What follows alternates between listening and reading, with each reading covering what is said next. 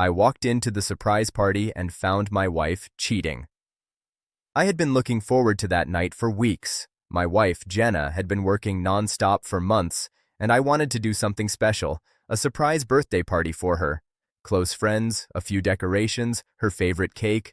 I imagined the smile on her face when she walked in, the laughter, the warmth. I arrived early to set everything up. Balloons, lights, music, the whole works. Friends arrived quietly, whispers of excitement filling the air.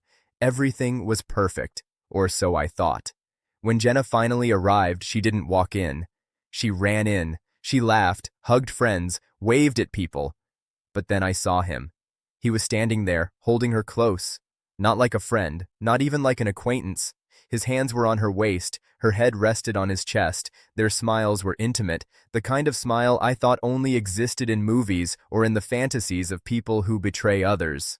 My heart stopped. For a moment I couldn't breathe. I thought maybe I was imagining things. Maybe it was a coincidence. Maybe my eyes were playing tricks. But no, I had walked into my own nightmare.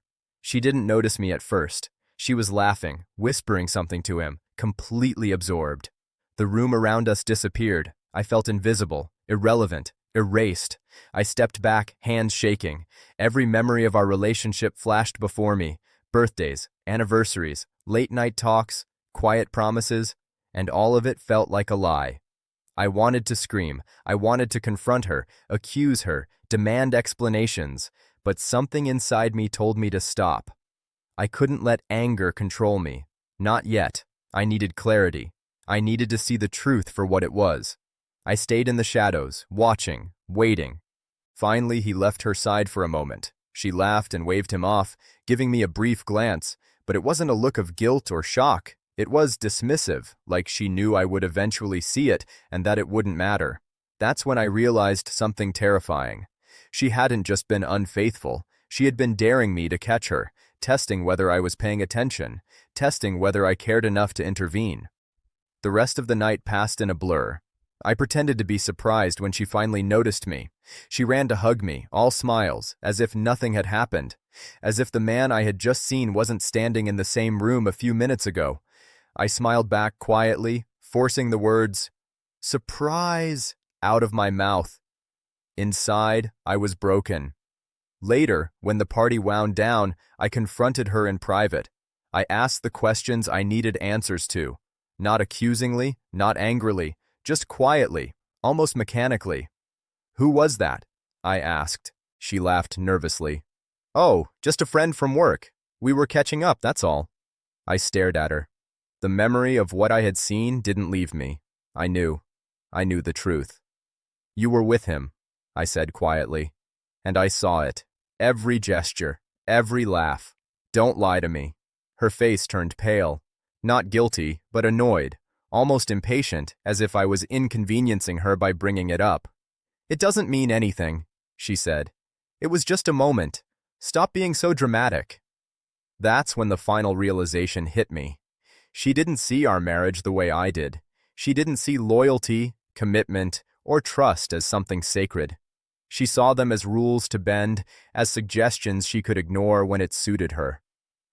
I left the room quietly, not in a rush, not in a fit of anger. I walked out calmly, letting the betrayal sink into every fiber of my being. She tried to call me, to grab my hand, to explain, but I didn't stop. I didn't answer. I left that night, walking through the streets alone, letting the cold air wash over me. The party continued behind me, filled with laughter, but I couldn't hear it. I couldn't feel it. The warmth, the love, the joy. I had lost all of it in one instant. The days that followed were a mixture of grief, anger, and clarity. Friends reached out. Some didn't understand why I left so quietly. Some said I should have confronted her publicly, made her feel the shame she deserved. But I didn't need that. I didn't need validation from anyone else. I needed peace, and the only way to get it was to remove myself from the betrayal entirely. I filed for divorce quietly, swiftly. I moved out. The apartment we shared became a memory, a reminder of what I thought we had. And slowly, day by day, I began to reclaim my life. What hurt the most wasn't just the act itself. It was the ease with which she betrayed me. The casual way she laughed and smiled, the way she thought our love was something to be toyed with, tested, or discarded. That's the real betrayal. The knowledge that someone you trusted deeply could treat your heart as disposable. Months later, I heard through mutual friends that the man was gone, that she tried to act like nothing had happened, and that she even tried to reconcile. I didn't respond. I didn't care. I had seen the truth with my own eyes, and that was enough. Walking into that surprise party, I had expected laughter, love, and warmth. Instead, I found betrayal, deceit, and the end of everything I thought mattered. And leaving quietly, without drama or shouting, became my way of taking back control. Because sometimes, the strongest response isn't confrontation, it's knowing your worth, walking away, and never allowing someone else to define it for you.